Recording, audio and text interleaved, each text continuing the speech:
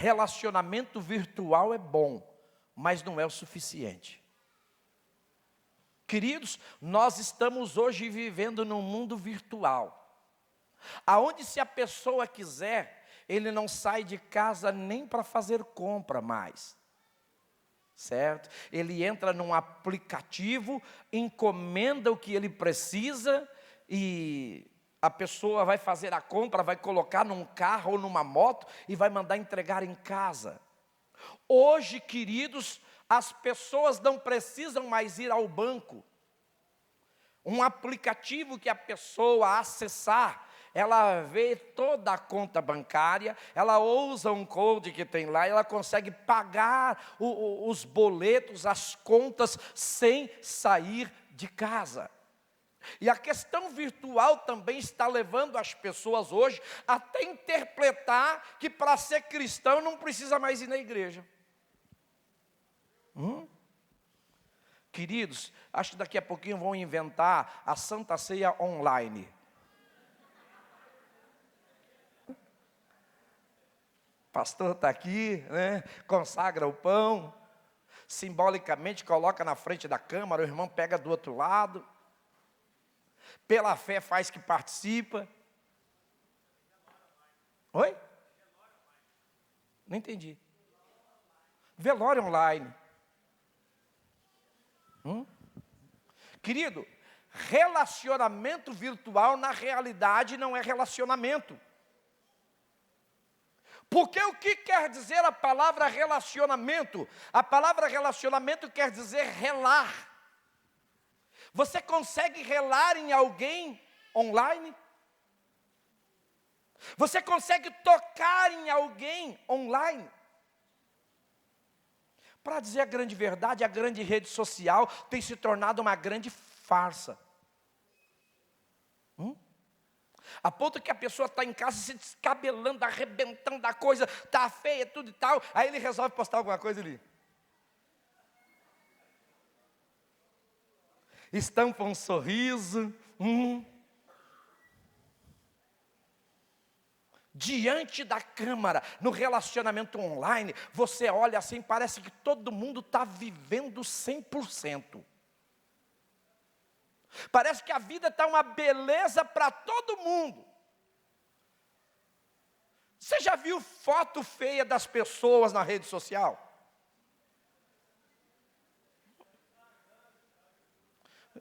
O estragão?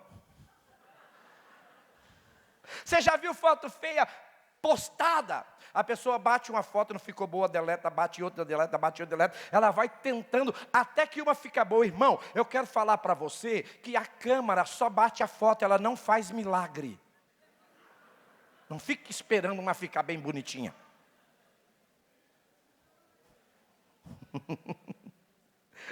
Às vezes as pessoas vêm aqui, queridos, eu tenho até dó delas, que às vezes ela quer tirar foto comigo. Eu falo, quer estragar? Vamos lá, querido, vamos aí. Certo? E eu já faço uma ameaça. Se você bater a foto não ficar boa, seu celular que não presta. Mas ninguém posta foto ruim. Certo? As pessoas só postam a foto, digamos, na interpretação dela que ficou boa. E quais são as fotos que ficaram boas? Quais são as fotos que ficam boas, irmãos?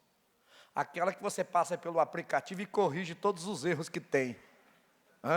Você bate a foto, daí está que nem o pastor Moisés, com pé de galinha no pé do olho, aí você coloca no corretivo do celular e fica com a pele lisinha.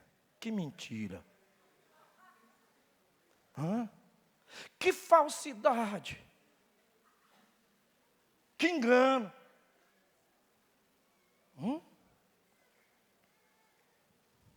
Aleluia.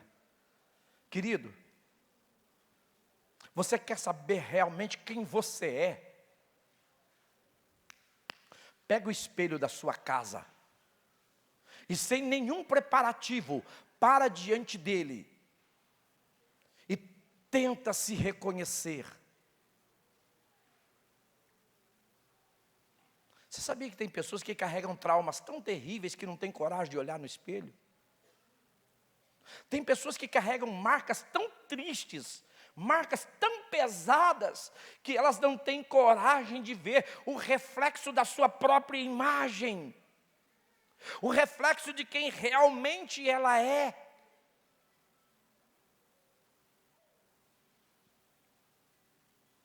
Quando eu paro diante de um espelho natural vai mostrar na minha anatomia, na minha patologia, quem realmente eu sou. Mas eu quero falar para vocês, um espelho ainda mais excelente, que você deveria todo dia parar diante dele.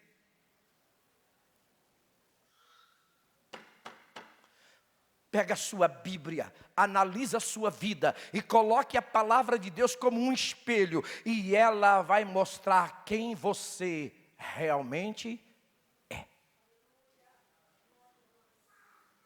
Por quê? Porque para Deus não é importante quem eu estou querendo transparecer que eu sou. Para Deus é importante quem realmente eu sou. Porque a visão de Deus é diferente da visão humana. Você olha para mim, e se eu perceber que você está me observando, eu posso expor um sorriso no rosto, e você interpretar que eu estou bem, que eu estou feliz. O olhar de Deus vai além do trejeito da minha face, o olhar de Deus vai além do meu físico, vai além, queridos, daquilo que eu sou, que vocês enxergam. O olhar de Deus penetra o coração, e Deus sabe de fato e de direito quem realmente eu sou, e como eu estou no momento. Aleluia, aleluia. E as nossas grandes dificuldades que nós não temos coragem e nem queremos ser avaliados. Nós não suportamos avaliações. Queridos, as avaliações tiram as pessoas do seu natural. As pessoas que estão sendo avaliadas não conseguem fazer aquilo que sabem fazer. A maior dificuldade de carteira de habilitação não é que a pessoa não sabe dirigir, é aquele famoso instrutor do Detran que está sentado do lado.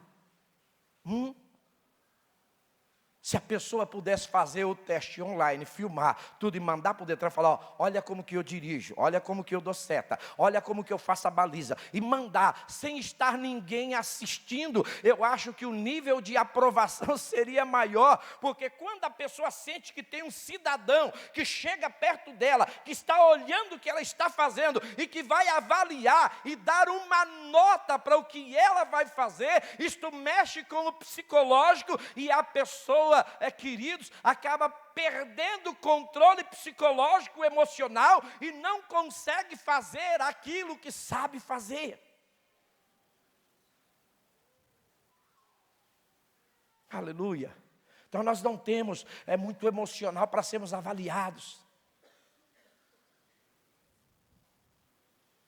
Nós temos dificuldade quando nós estamos sendo avaliados. E isso acontece até no púlpito, no altar com o pregador. Se o pregador vem aqui, ele tem liberdade, certo? Chega aqui, sobe, prega a palavra e tal. Mas se o pregador subir aqui e de repente sentar alguns teólogos, alguns sábios ali, e esses teólogos e esses sábios dizem assim, hoje nós viemos aqui para avaliar sua mensagem. Ele treme. Nós vamos avaliar a sua ministração, nós vamos avaliar o que você vai passar ao público, nós vamos avaliar o que você tem de conhecimento. Então, esta avaliação atrapalha psicológica e emocionalmente. Logo que nós começamos a trabalhar em células, eu senti isso algumas vezes. Porque quando começamos a trabalhar em células, eu fazia uma certa supervisão e eu visitava as células. E teve algumas células que eu fiz de propósito. Eu cheguei e fiquei perto da porta, escutando a célula acontecer. Estava fluindo, que era uma bênção. O irmão estava ali, nadando de braçada. Quando eu entrava na porta, o irmão levava um susto. Teve alguns até que disseram, pastor, o senhor por aqui? Como quem eu tivesse ido avaliar o direcionamento da célula, a palavra que estivesse ministrando. Então o fato da pessoa às vezes sentir a presença pastoral abalava psicologicamente. Preste atenção, queridos, a nossa facilidade do relacionamento virtual é que muitas das vezes a gente está atrás de uma câmera e parece que não tem ninguém olhando a gente, parece que não tem ninguém avaliando a gente. Tem pessoa que fala na rede social, coisa que não tem coragem de falar face a face.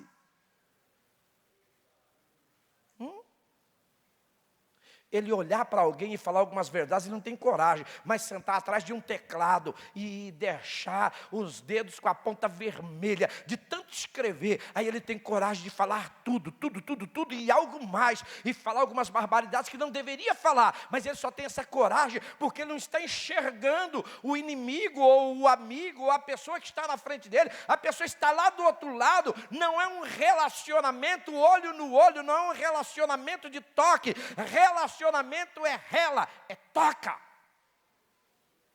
Preste atenção, querido. Deus é Deus, Ele está acima da tecnologia e da ciência. Quem crê, diga amém. Deus é Deus, está acima da tecnologia e da ciência. E na época do meu Salvador e da minha salvação, não havia rede social. Eu quero dizer para você, preste atenção, para perdão dos meus pecados, o Senhor Jesus não fez nada virtual. O que o Senhor Jesus fez foi real. Entenda isso. Entenda isso. O que o Senhor Jesus fez precisava ser real, não podia ser virtual. O meu Salvador não poderia ir a uma prática virtual para perdão dos meus pecados. Por isso que a Bíblia diz assim: Deus é Deus e Deus é Espírito. Mas quando Ele quer se tornar o meu Salvador, Ele se torna carne. Quem está entendendo? Aleluia. Deus é o meu Deus, e a Bíblia diz que Ele é Espírito, e importa que aqueles que o adorem em espírito e em verdades. No entanto, quando Deus resolve resgatar a humanidade, quando Deus resolve tratar com a humanidade, quando Deus resolve perdoar a humanidade, Ele já tinha mandado uma linda e poderosa mensagem, mas para que o fato se consumasse, Ele precisou se tornar carne, descer, habitar entre os homens, conviver com os homens, subir ao Calvário e ter uma morte não virtual, uma morte real. Aleluia, aleluia, glória a Deus. Por que Deus, que é onisciente, onipresente, onipotente, onisciente, onipresente, onipotente, esse Deus que tem, queridos, essas características todas de capacidade e de poder, aí quando vai salvar a humanidade, Ele não vai simplesmente falar uma palavra. Quando Ele vai salvar a humanidade, Ele não vai simplesmente fazer manifestar algo. Quando Ele vai salvar a humanidade, Ele deixa a sua glória, Ele deixa os céus, Ele desce e toma a forma corpórea de ser humano. Aleluia. Para você entender a respeito de relacionamento, quando a Bíblia fala a respeito do Senhor Jesus, Ele não é 50% Deus e 50% homem. Isto não é realidade. Quando a Bíblia fala a respeito do Senhor Jesus para salvar a humanidade, Ele é 100% homem e Ele é 100% Deus. Quem está entendendo? Aleluia. É o Deus que se manifesta em carne. É o Deus que vem em carne. Para quê? Para que na carne Ele tomasse os nossos pecados. Não era possível para Deus em espírito tomar os nossos pecados? Ele tem que descer em carne, para em carne tomar os nossos pecados. Queridos, se o relacionamento virtual fosse o suficiente, nós não teríamos pessoas com milhões de seguidores vivendo depressão. Tem pessoas que conseguem produzir um vídeo, conseguem produzir uma matéria, conseguem participar de algo, e ele consegue ter centenas e centenas de seguidores na sua página. Ele sobrevive disso, ganha disso. Tem um famosinho que eu não lembro o nome, mas ele é cabeludinho assim. Como é que é o nome dele, irmãos? O Winder. Hã? Whindersson, pelo que eu soube até há poucos meses atrás, estava com depressão. E pelo que eu ouvi falar, ele tem centenas de seguidores virtuais. Centenas e centenas de seguidores virtuais. Então quer dizer, se o relacionamento virtual fosse suficiente, por que ele passou por um quadro de depressão?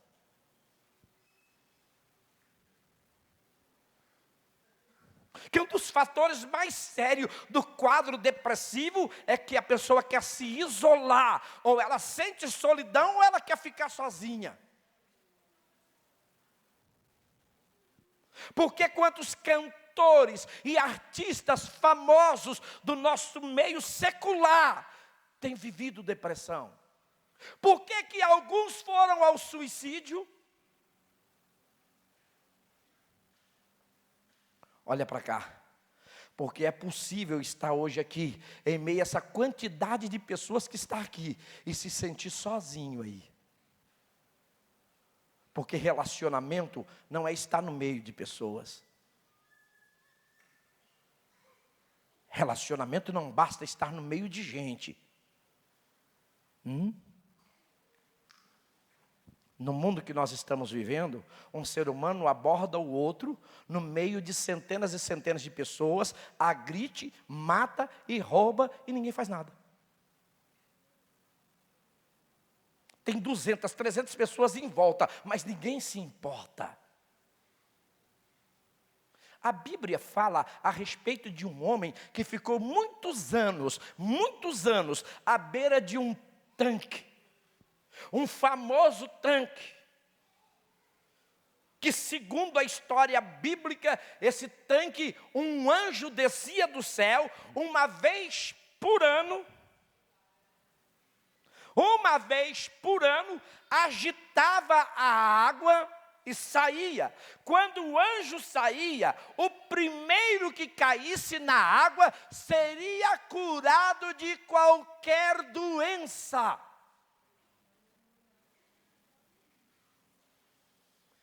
E esse homem colocou a caminha dele do lado lá, e ficou 38 anos, esperando um relacionamento que alguém, ao invés de ser curado, jogasse ele na água.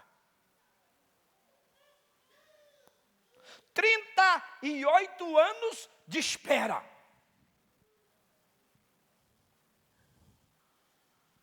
Porque na minha questão, relacionamento, a minha interpretação é: eu quero ser atendido, eu não quero atender. Eu quero receber, eu não quero dar. Quem está entendendo?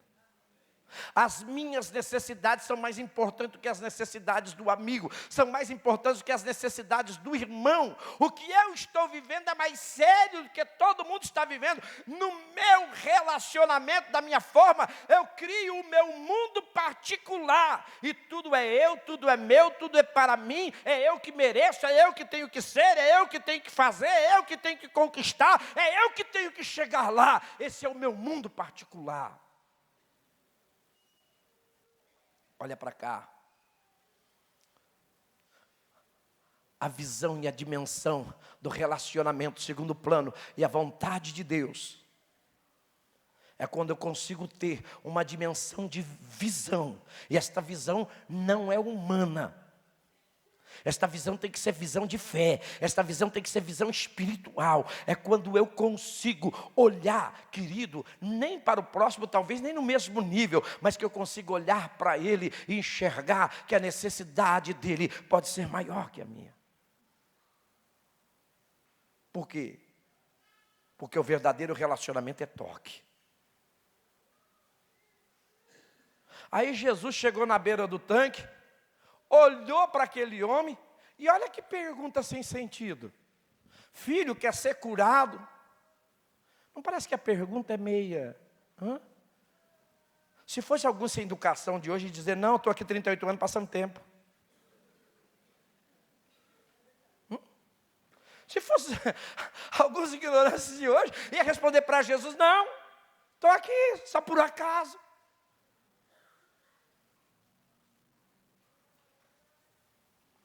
Filho quer ser curado. Jesus está à beira do tanque. Eu tenho certeza que aquele paralítico não está sozinho. Ele pode estar cercado com mais 5, mais 10, mais 15, mais 20. Mas depois de 38 anos, o Senhor Jesus direciona para ele e faz esta pergunta que parece sem sentido: quer ser curado? A pastora, a pergunta parece sem sentido, e não é sem sentido. Quando Deus ou o Senhor Jesus faz uma pergunta desta forma, Ele não quer uma resposta absurda. Olha, preste atenção, na realidade o Senhor está mesmo querendo ouvir a nossa história. Quem está entendendo, diga amém.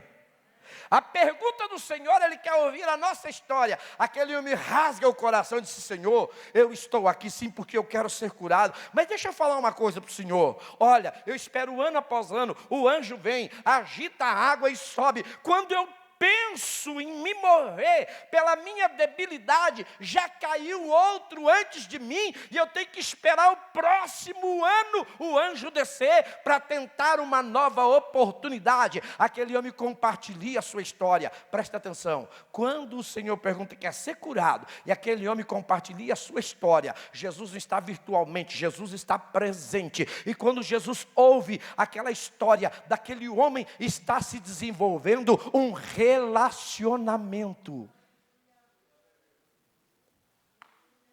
Então, quando o Senhor te fizer alguma pergunta, ainda que pareça absurda, ainda que você não acredite, o Senhor está querendo se relacionar com você, e não é virtualmente, não. Aquele homem conta a sua história. E o Senhor Jesus, quando ouve aquela história, disse: filho, por isso que eu perguntei se tu quer ser curado. Se tu quer ser curado, hoje, esquece o tanque, esquece o anjo, esquece o agitar da água, esqueça tudo, levante, tome a sua cama e vai para a sua casa.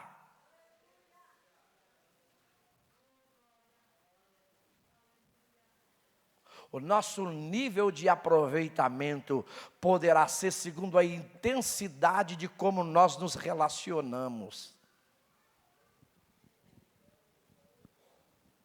Falando nisso, pontinho de interrogação, pergunta para você: como é que está o seu relacionamento com Deus?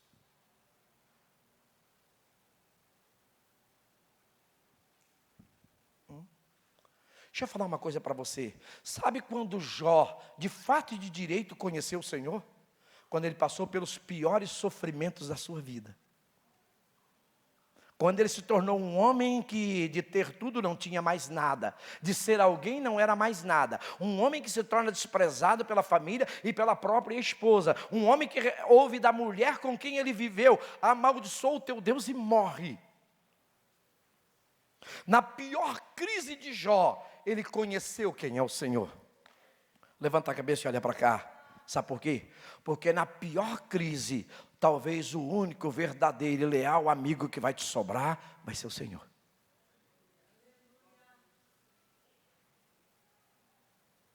Quem está entendendo a palavra? Vai ser o Senhor. Aleluia. Aí Jó escreve isso, escute. Antes eu te conhecia só de ouvir falar. Quando você conhece Jesus só de ouvir falar, isso é quase igual conhecer Jesus virtualmente. Antes eu te conhecia só de ouvir falar. Agora Jó confessa: no entanto agora os meus olhos te veem.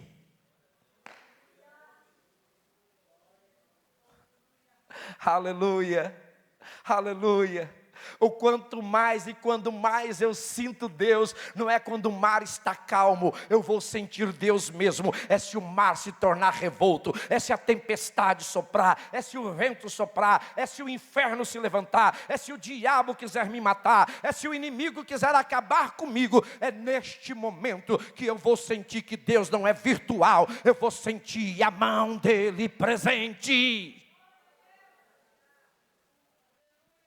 E isso está com base em Isaías 53, porque Isaías 53 diz assim: quem deu crédito à nossa pregação e a quem se manifestou o braço do Senhor, porque ele veio subindo como um renovo, como raiz de uma terra seca, não tinha parecer nem formosura, e olhando nós para ele, nenhuma beleza víamos para que o desejássemos. Quem gosta de relacionamento virtual, olhava para o Senhor como raiz de uma terra seca, não tinha parecer nem formosura, mas quando Isaías relata o histórico, ele diz assim: mas o Senhor foi moído pelas minhas iniquidades, o castigo que hoje me traz a paz, estava sobre ele e ele carregou, e hoje pelas suas pisaduras, eu sou sarado.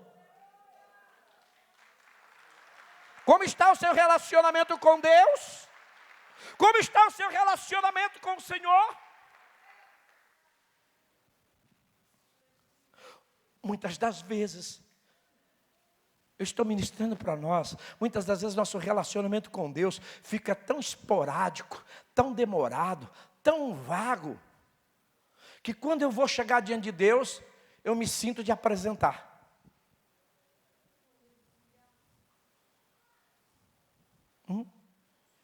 Eu tenho que, de repente, tentar me entronizar, falar: Senhor, desculpa, mas escuta aqui, Senhor, lembra de mim. Quando você tem que lembrar de alguém, é porque alguém faz tempo que você não vê. Senhor, lembra de mim. Talvez eu tenha que dizer: Senhor, se o Senhor não lembra, eu sou Moisés. Desculpa, querido, isso não é bíblico, mas eu estou dramatizando, eu gostaria que você entendesse. Talvez o Senhor vai falar assim: eu lembro, mês passado, você esteve aqui comigo.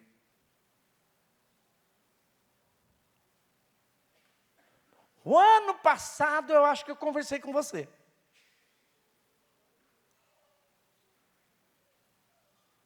Então a gente se sente tão falho, que a gente quer chegar à presença de Deus, a gente chega como que se apresentando, como que se o Senhor não soubesse quem nós somos. Olha para cá, preste atenção, você pode passar 10, 20, 30, 40 anos longe do Senhor, ou 14 anos longe de Deus, Deus sabe quem você é.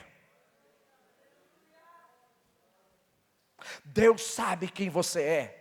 Até onde você vai com esta fuga, tendo um relacionamento com Deus em distância? Até onde você vai com esta fuga, querendo se relacionar com Deus a quilômetros de distância?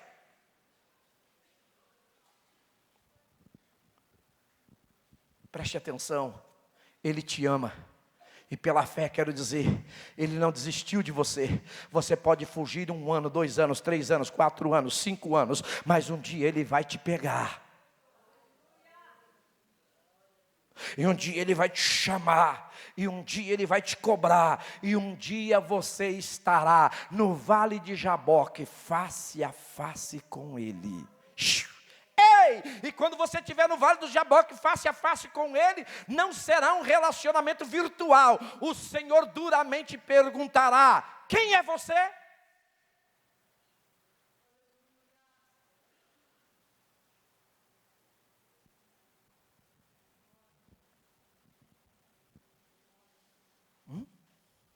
Talvez você terá que confessar: eu sou um fugitivo, Senhor. Eu sou alguém que vem correndo de fazer sua vontade há algum tempo. Eu sou alguém que venho correndo de fato e de direito obedecer sua palavra como ela é, porque eu a não suportei e eu fugi.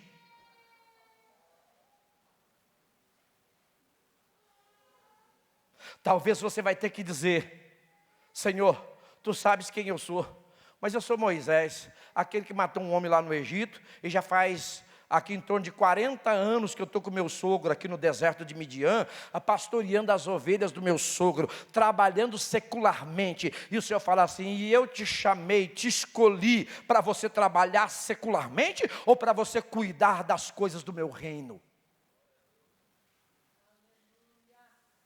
Depois de 40 anos, Moisés tem esse encontro com Deus. Ali não é vale de Jaboque, é lá no deserto de Midian, lá naquele lugar. Num monte, onde ele está pastoreando as ovelhas, e ele vê um sobrenatural de Deus. Quem crê no sobrenatural de Deus? Cada vez que Deus quer nos atrair para perto dele, Ele provoca um sobrenatural. O sobrenatural daquele dia foi tremendo. Você conhece a Bíblia e você sabe disso. Moisés está tranquilamente pastoreando as ovelhas, tudo está correndo normal, tranquilo, e de repente ele olha assim, e vem um fogo, e passa por uma árvore, uma sarça, e o fogo passa, vai e volta, e o mistério que ele olha é, ao invés daquela árvore queimar, ela ficou mais verde. Ele disse, epa, isso aí não é normal. Isso aí não é natural. Chama a atenção dele, ele fala, eu vou chegar mais perto, eu quero saber qual que é o mistério que está acontecendo nesse negócio aí, que mistério é esse, que fogo é esse, que situação é essa, aonde já se viu uma árvore passar o fogo e ela não se queimar. Moisés está reconhecendo assim, dizendo, esse fogo não é um fogo normal, esse fogo não é um fogo comum, este fogo tem um diferencial, e quando ele chega perto, ele escuta uma voz que lhe é familiar, ele escuta uma voz que diz assim, Moisés, e ele para. E Deus fala, o gemido do meu povo que está no Egito tem chegado até mim. E eu tenho visto as lágrimas e o gemido do meu povo. O que você está fazendo aqui? Ei, volta para o Egito. Volta para o Egito. Que eu te chamei para desempenhar uma função, uma missão. Você precisa voltar ao Egito. Para isso seria para mim muito comum. Agora imagina Deus mandando você voltar para um bairro que você matou alguém.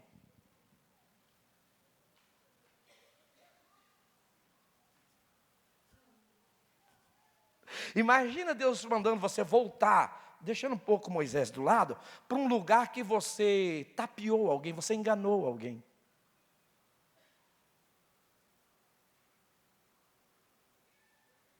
Deus está falando, Moisés, volta lá aonde você errou. Levante a mão assim, ó. Porque eu não desisti de você. Eu não levantei segundo o libertador para o Egito. O libertador do Egito é você. E ainda que os homens não acreditem por causa dos seus erros, eu ainda vou te usar.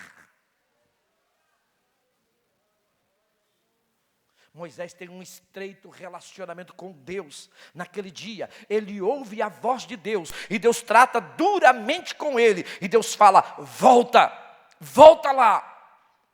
E ele diz, Senhor, não posso, não dá, eu não sei falar. E Deus diz, volta lá. Eu te dou Arão por teu porta-voz, mas volta lá. Moisés tem que voltar ao Egito. Lugar onde ele matou um egípcio e o escondeu. Lugar onde ele foi ameaçado pelos seus irmãos, quando ele quis trazer qualquer tipo de aconselhamento aos seus irmãos. Olha para cá. Deus não é Deus de épocas, de datas, de momentos e de acontecimentos. Deus é Deus em todo tempo. Por isso que hoje eu estou olhando aqui, e eu posso estar olhando para pessoas que ontem estavam caídas, mas que hoje estão de pé. Mas quando eu saio daqui e passo lá fora, eu vejo pessoas que ontem estavam de pé, mas que hoje estão caídas.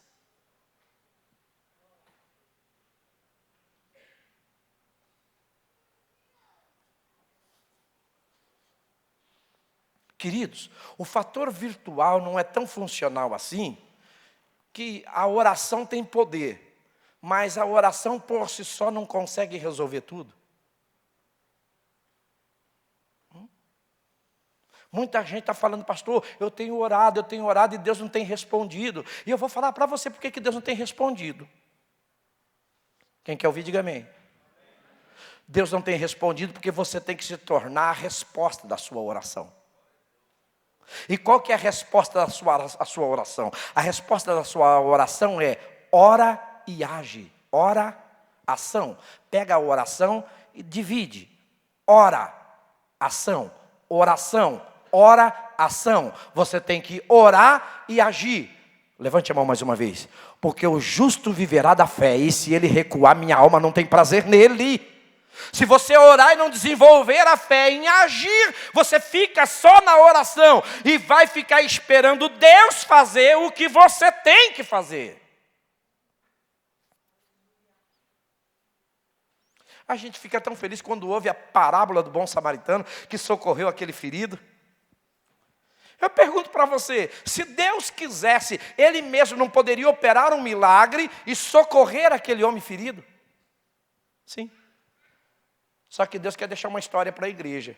Deus quer deixar um exemplo para a igreja. E o exemplo que Deus está deixando para a igreja é o seguinte: o homem está ferido, eis que passa por ele, deixa eu levantar só eu minha mão, o sacerdote. Se aquele homem tem uma esperança, vai ser no sacerdote. Mas o sacerdote chega e olha, corta caminho, desvia, passa de largo e vai embora. Agora olha para mim. Será que aquele sacerdote algumas vezes não orou assim, dizendo: Senhor, socorre as pessoas feridas? Será que aquele sacerdote alguma vez orou, dizendo: Senhor, socorre as pessoas caídas? E ele passa e vai embora. Segunda chance do ferido é o levita. O levita também faz parte do altar. O levita é adorador. O levita toca bem. O levita canta bem. O levita desenvolve a adoração do altar. O levita carrega a arca. A esperança do ferido então é o levita. Mas o levita chega, olha, desvia, passa de largo e vai embora.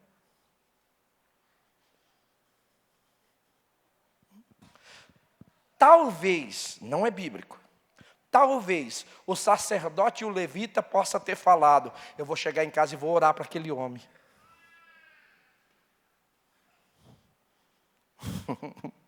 Eu estou falando porque às vezes é costumeiro a gente fazer assim, né? A gente vê uma situação difícil, a gente passa de largo e diz: eu vou orar para Deus socorrer ele. Que Deus socorra ele. Mas a gente passa de largo. Então pode ter uma chance de sacerdote, ele vem dizendo: ai, eu senti a dor daquele homem, eu cheguei em casa, eu vou orar por ele. Você sentiu a dor daquele homem, você vai orar por ele. Mas se envolver mais diretamente no relacionamento de toque, você não vai fazer. E desculpa eu falar isso, querido, mas tem momentos que quando a gente ora, a gente está querendo um atendimento para as pessoas mais virtual do que pessoal.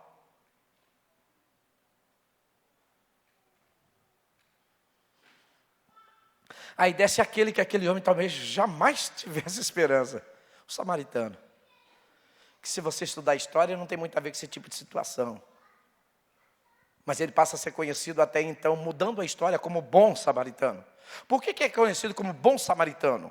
É porque a atitude dele foi boa. Qual que é a atitude dele? Ele passou e não se desviou e nem falou: vou rezar por você. O bom samaritano passou e não se desviou, dizendo que chegar em casa, eu vou clamar a Deus por este homem. O bom samaritano passou, pegou aquele doente. Olha o que é relacionamento. Com as suas próprias mãos começou a curar as suas feridas. Tenta curar uma pessoa virtualmente.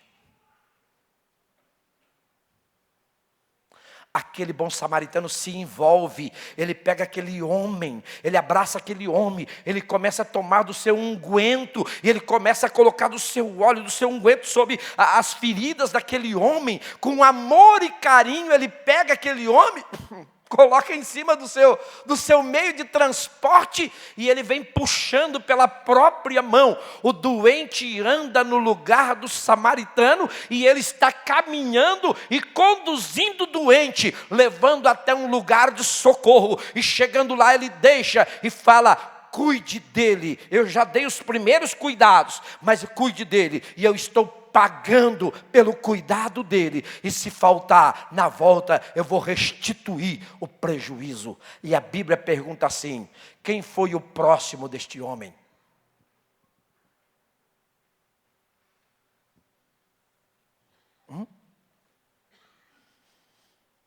As pessoas às vezes começam a conversar virtualmente, mas quando a situação mesmo está feia, a pessoa do outro lado fala assim: mas você não pode vir aqui em casa?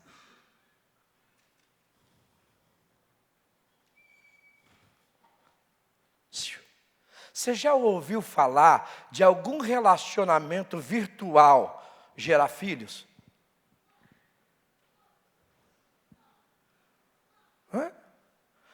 Ô irmão, irmãozão, gosta muito de relacionamento virtual?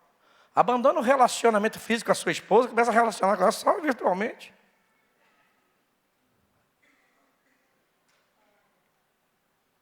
Hã? Pergunto para você, na questão intimidade, relacionamento virtual, é o suficiente?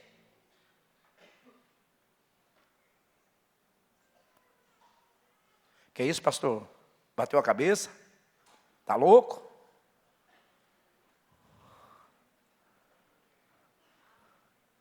Não. Para um relacionamento a contento, você precisa tocar e ser tocado. Ei, levante a mão. Para Deus, na vida cristã, o relacionamento só é satisfatório quando você toca nele e ele toca em você.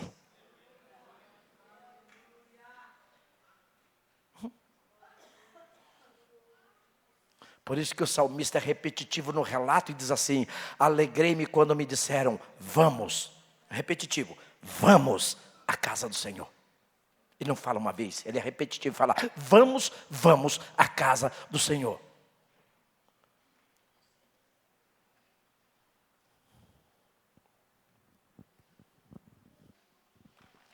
No seu relacionamento com Deus, desculpe a minha pergunta, que ela não seja evasiva e que vocês não sintam como exagero. Quantas vezes por semana você se relaciona com Deus? Eu teria que fazer essa pergunta por dia, mas eu estou fazendo por semana.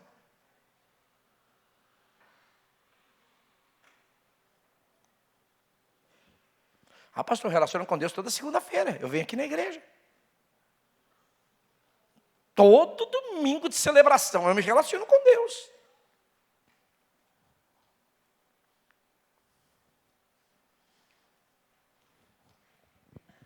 Está satisfatório? Está correndo tudo bem?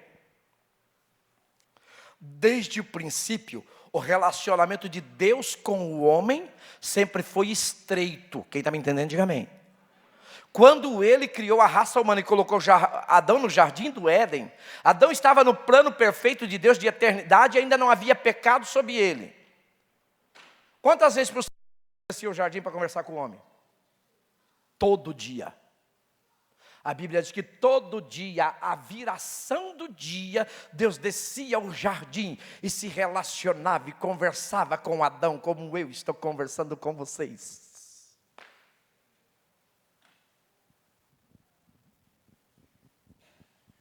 Aleluia, aleluia.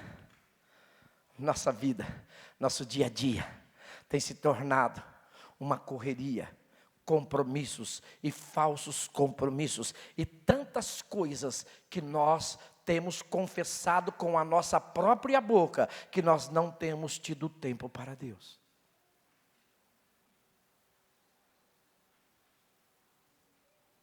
Deixa eu falar uma coisa para você. Você quer ver o relacionamento estreito de um crente com Deus?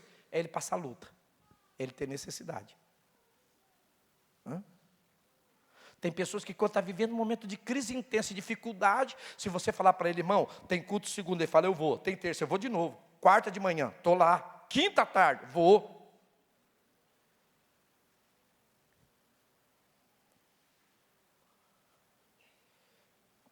Aí a maré abaixa, o irmão fala, vamos no culto da segunda? Ele fala, não, já fui no domingo.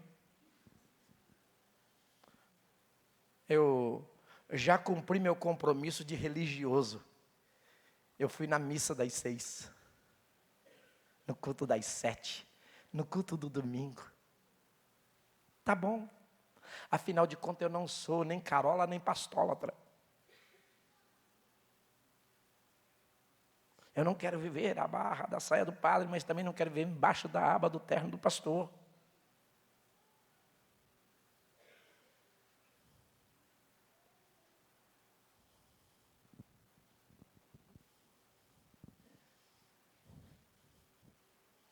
Aleluia.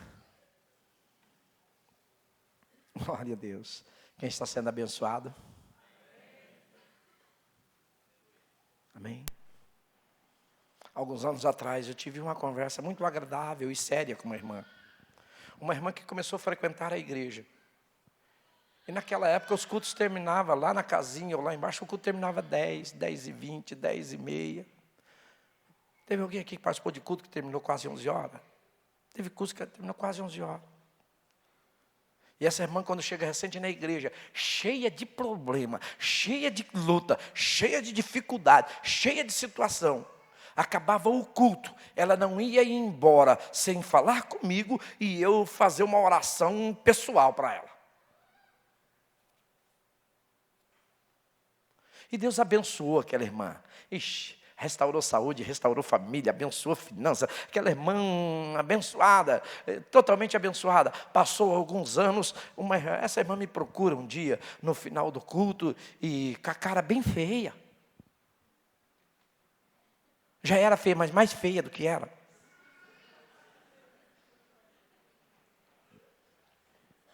O senhor não acha que o senhor está terminando o culto muito tarde? Falei, bom, mexeu, vamos lá, né? Eu acho que não. Mas já são 10h05. Falei, não, irmã, não estou terminando tarde. Há uns 2 anos atrás eu terminava 10h30 e ainda atendia a senhora. O que mudou?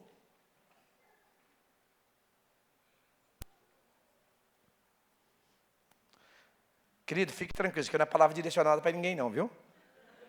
Fique tranquilo. Eu só estou tentando explicar para você que às vezes Deus para nós só é Deus quando nós estamos nas nossas crises e dificuldades, quando a maré baixa, quando a tempestade passa, quando a luta vai, quando Deus abre a porta. Esses dias ainda ministrei para vocês o que quer dizer um dia após o milagre e um dia antes do milagre. Alguém lembra? Como a pessoa se porta um dia antes do milagre e um dia depois do milagre. Olha o relacionamento das pessoas com Deus. Povo de Israel, do lado de cá do Mar Vermelho. Lamentação, reclamação, blasfêmia. Deus os tirou do Egito para morrer aqui, onde já se viu. Oh, Moisés, cadê o teu Deus? Cadê esse Deus? Tal. É um povo reclamando, blasfemando, que não está nem aí com o Senhor. Aí Moisés ora, Deus dá uma ordem, ele toca as águas, o mar se abre, o povo passa do outro lado o povo pega tamborim, começa a dançar e cantar, só o Senhor é Deus, só o Senhor é Deus, só o Senhor é Deus. Por que só o Senhor é Deus? Porque o mar se abriu, e se o mar não se abrisse? Então, ei, olha para mim, no seu relacionamento com Deus, como você tem se portado do lado de cá do mar e você precisa chegar do lado de lá? Como que você tem se comportado no seu relacionamento com Deus?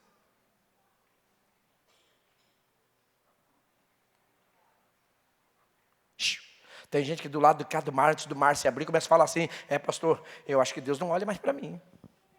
Eu acho que Deus me abandonou. Eu não mereço o que eu estou passando. Pastor, olha, é luta após luta. É problema. Pastor, eu não sei. Eu acho que nem compensa mais ir na igreja. Acho que não compensa. É você de um lado do mar. Se você se portar do lado de cá do mar, como você se porta do outro lado, você não precisaria clamar, o mar se abriria automaticamente, porque você é um adorador não por circunstância, você é um adorador porque você ama a Deus. É esse tipo de relacionamento que Deus está querendo saber de nós. Como que você se porta antes do mar se abrir? Como você se porta depois que o mar se abre? Então o povo se portou mal, Deus abriu, cantou do outro lado, passou algumas semanas e o povo está reclamando, blasfemando, já esqueceu de Deus tudo de novo. É mais ou menos assim, Deus abre uma porta, a gente dá uma glória a Deus, e vem alguma luta, a gente começa a reclamar, lastimar, Deus abre outra porta, a gente, aleluia, Deus é Deus, pastor, quero testemunhar, maravilha, conta o testemunho, vai passar 15 dias, como é que você vai portar seu relacionamento com Deus?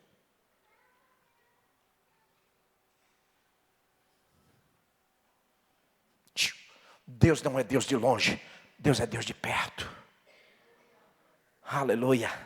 Deus não quer um relacionamento à distância, Deus quer um relacionamento estreito, de perto. O relacionamento de Deus manifesto em Jesus, escuta isso, presta atenção, Bíblia. Jesus fala assim e diz: Pai, eu quero que aqueles que tu me deste, que nenhum se perca, e assim como eu e tu somos um, que eu e eles sejamos um só. Tem relacionamento mais estreito do que isso? O Senhor Jesus estava querendo dizer: Pai, assim como eu e tu somos um, eu sou o Senhor manifestado em carne aqui, que aqueles que o Senhor me deu, que nós possamos nos tornar um só corpo, eu neles e eles em mim. É isso que Jesus está querendo dizer.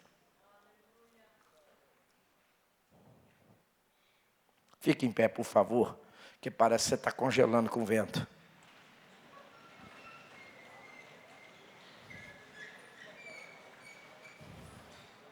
Está difícil o vento aí, irmãos, aí atrás? Vocês querem que eu mande fechar as portas? O pastor já está pedindo para abrir as outras, que a gente está querendo ir embora. O senhor está falando em fechar.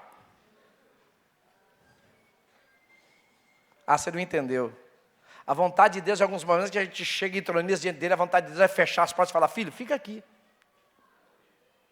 Fica aqui, não vai embora, não sai daqui. Sabe o que o Senhor está querendo dizer? Filho, aqui está bom, fecha as portas, não saia mais da minha presença. Fecha as portas para a frieza, fecha as portas para a fraqueza, fecha as portas para o pecado, fecha as portas para o mundo, fecha as portas para a desgraça e fique comigo aqui.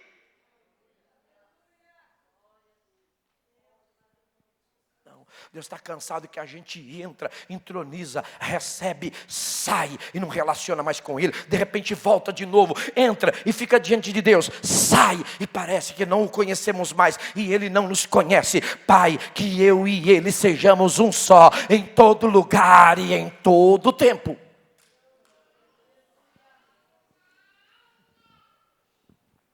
Se você sentir que o teu relacionamento com Deus está distante,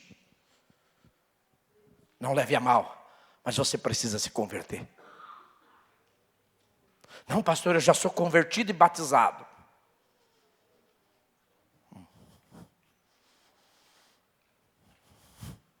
Precisamos reaver isso.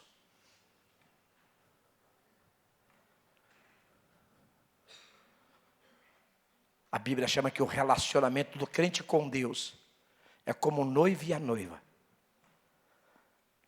Cristo é o noivo. Levante as mãos. A igreja é a noiva. A definição do noivo e a noiva é se juntar para não separar nunca mais.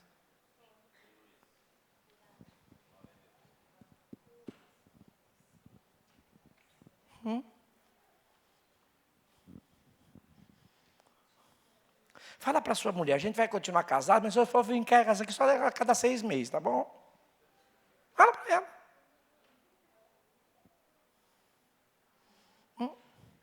Ô, irmã, bate a cabeça na pedra, fala para o seu marido: ó, a gente até vai ficar junto aqui, mas a gente vai se relacionar só a cada 90 dias.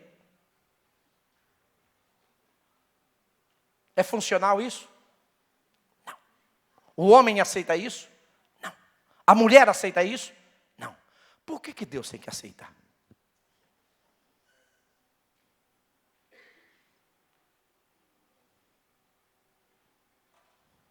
Antes eu te conhecia só de ouvir falar, mas agora os meus olhos te veem. Se Jó está dizendo agora os meus olhos te veem, ele quer dizer: eu estou perto do Senhor, Ele está perto de mim. Não dá para ver quem não está perto.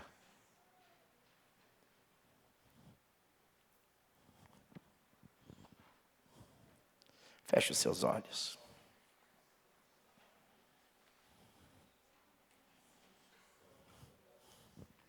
Aleluia.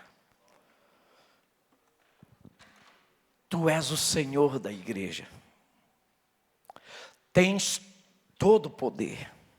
Ao teu nome toda a glória.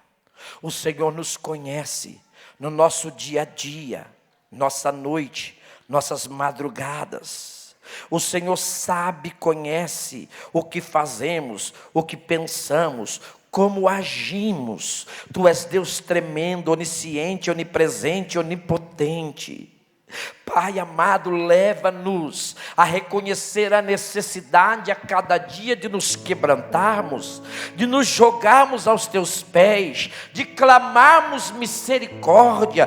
Tem misericórdia de nós, miserável homem que somos. Tem misericórdia de nós, do nosso agir na carne, no agir da nossa vontade. Tem misericórdia de nós quando psicologicamente não suportamos a pressão. Tem misericórdia de nós quando nos portamos mal diante das dificuldades das situações. Deus tem misericórdia de nós em plena tempestade e dá-nos graça para não te abandonarmos diante da bonança. Tem misericórdia de nós, cura o nosso interior. Neste momento eu estendo minha mão e eu repreendo traumas, feridas, ressentimento, medo. Pai amado, desce cura esta pessoa que tem medo de se relacionar, tem medo de tocar, tem medo de ser tocada, tem medo de acreditar em pessoas, tem medo de colocar em prática o evangelho do relacionamento da vida cristã. Ah, meu Deus, restaura, tirando toda a frieza, toda a fraqueza, toda a debilidade, que nós possamos desempenhar, Senhor, uma função de uma igreja que crê num Deus grande, que tem todo o poder, que pode todas as coisas e que tem toda a autoridade. Ao teu nome toda a glória para sempre. E quem crê, diga amém. Eu posso falar algo com muita sinceridade para vocês? A melhor mensagem da parte de Deus para nós não é aquela que nós gostamos, é aquela que nos deixa chocado. Quando Finney evangeliza o país de Gales, a mensagem que ele pregava era tão dura que os pecadores não pediam para aceitar Jesus. Eles pediam que por misericórdia Jesus os aceitasse, porque eles se sentiam tão culpados, tão pecadores, que eles não mereciam aceitar Jesus. Era Jesus que tinha que aceitá-los.